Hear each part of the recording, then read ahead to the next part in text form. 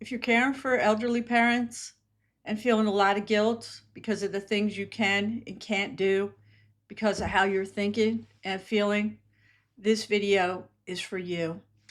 I've gotten a ton of comments on the video about the brutal truth caring for elderly people.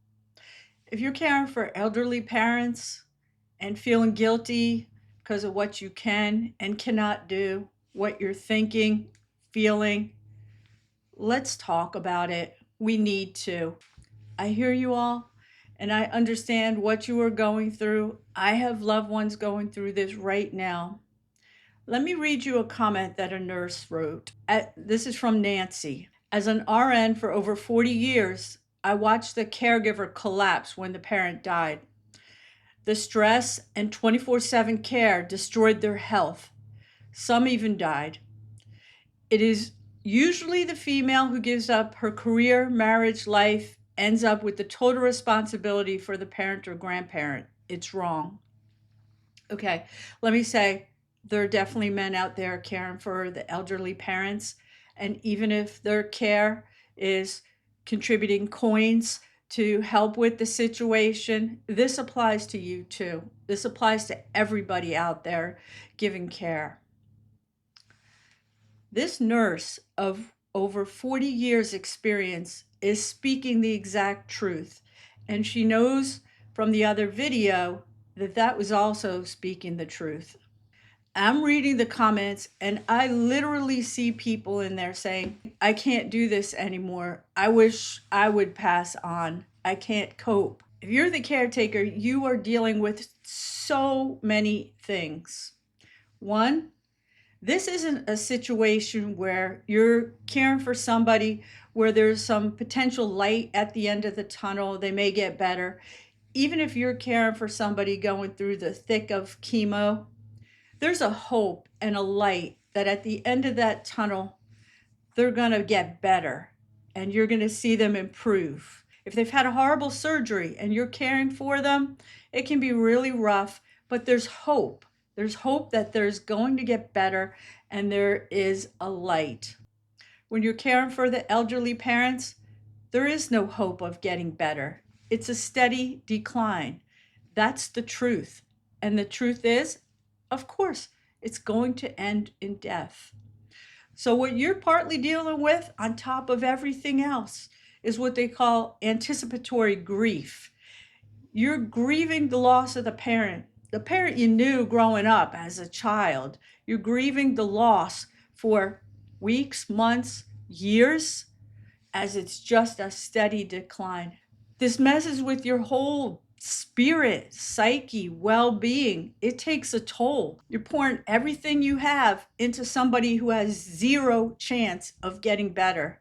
It messes with you. It destroys your being. It can. You're not saving them and helping them really. You're watching them fade. When you're caring for your parents, all the old weird family dynamic stuff comes out times 10, times 100 even. The sibling relationships that were somewhat dysfunctional, but you can get by. They only come out on the Thanksgiving holiday. They're there all the time now and magnified. Your parents who, okay, maybe you bumped heads every now and then, and maybe they were just a tad narcissistic, uncaring, or cold from time to time. And again, the problems were really only magnified at Thanksgiving time here in the US. Now it's severely magnified. You're not imagining it, and they can't control it. There's real cognitive decline going on. Many times there's frontal lobe deterioration. It can worsen emotional dysregulation, anger, impulse control, empathy's down the toilet.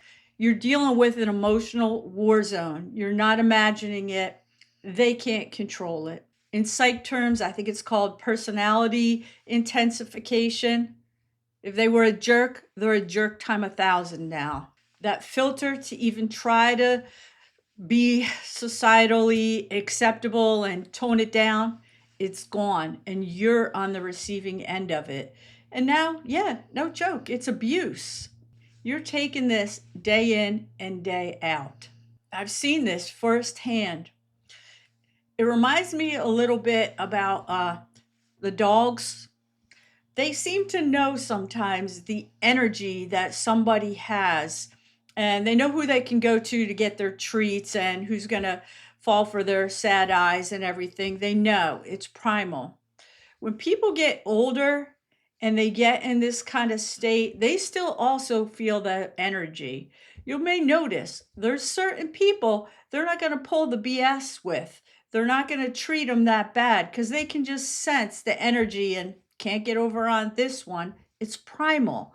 But you, if you were the kid that was always trying to please the parent and get a little bit more attention, become more in favor with them, the old family dynamic stuff, multiplied. They're going to remember that even in their declining state, that energy, that primal thing, it's going to crop up and they're going to treat you even more like crap. And you may be even more have a like an impulse, a desire to try to please them just to before they go to like get in there and it'll all be smoothed out. It's not going to happen. And like our nurse friend said, our nurse from the community, this can take a toll on you to the point, yeah, it can do you in. You're probably not a kid anymore. Heart attacks, cancer, all the horrible stuff that can be exacerbated by the day in and day out stress. No, you have to protect yourself. It makes no sense whatsoever to have your health completely decline and you be put on a fast track on that downward journey that we're all on to care for somebody who's only going to be deteriorating, zero hope of getting better. I know it's horrible, and maybe some people out there are going to jump in the comments and give me a whole lot of crap, but I'm in my experience and world here, speak in reality. And the point of this is to tell the caretakers, please, dear God, I hear you, I see you, I'm seeing people I love in real life dealing with this. Be kinder to yourselves. Stop the guilt. Stop trying to just do everything in your power to make it better. You're limited. It's nature, it's biology. Save yourselves. What can you do to protect yourselves? Listen, you're going to have to stop being the martyr and the big person, the bigger, older person. I'm the oldest in my family, the only girl. I get some of this stuff. You're going to have to be real direct with your siblings if you have them. You're going to have to tell them, this is what I can and cannot do. This is what I can and cannot bear. Stop trying to be the tough one. It's okay. Let the guilt go. See if you can emotionally back off from all of it. And I know it's darn near impossible. You're dealing with parents that you have an entire lifetime of history with. Good, bad, the dramas, all of it. I know it's really, really hard. You're in the thick of it. But if you can emotionally detach, these aren't really your parents anymore. They are, but they aren't. The further down the road of decline, they're impacted by this deterioration. When I worked in the psych hospital, I even saw it with young people who had brain injuries, complete personality changes. Sometimes it could heal and they could get better. Other times, no, depending on the injuries. Your elder parents, one-way street. If you need to get outside help, you need to get it. Even if your parents are crying and yelling, I don't want anybody else coming around, I don't want strangers around here, you need to protect you and you know what's best for you. Get that stuff in place and you have to tell them, I'm sorry, this is what's going to go down. Don't get sucked into the manipulation. And that is what's going to go on. Remember what we talked about. If it gets bad enough and tough enough, a care facility may be in order. What are you going to do? Let your entire health deteriorate? Let your own family, marriage, kids, everything go by the wayside for something with zero potential for a good outcome? I'm begging you to please set yourselves free. Now, listen, I'm not saying to go put your parents in some kind of facility, shut the door, turn the key, and forget they exist. That's not what we're talking about. That's still a tough road, too. but you can do it and allow yourself to get some respite, some sanity back, some time for self-care. If they're in a facility, a care facility, you can do everything in your power to stay on top of the situation. Visit them every day if you want. Most facilities, you can also set up cameras. Get to know the staff who's caring for them. Treat that staff really well and with a lot of respect. Have a relationship with them so you can stay on top of everything.